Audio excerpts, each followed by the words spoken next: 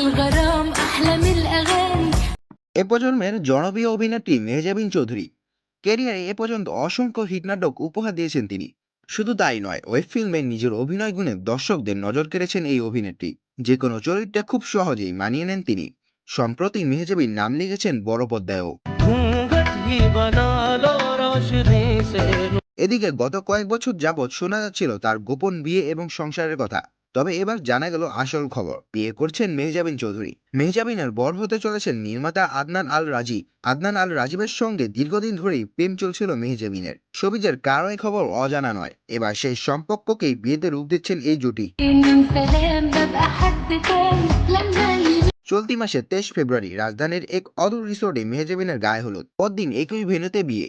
অভিনেত্রীর এক ঘনিষ্ঠর কাছ থেকে জানা গেছে বিয়েটা আরো আগে হওয়ার কথা ছিল। দেশের পরিস্থিতির কারণে আয়োজনে একটু দেরি হয়ে গেছে।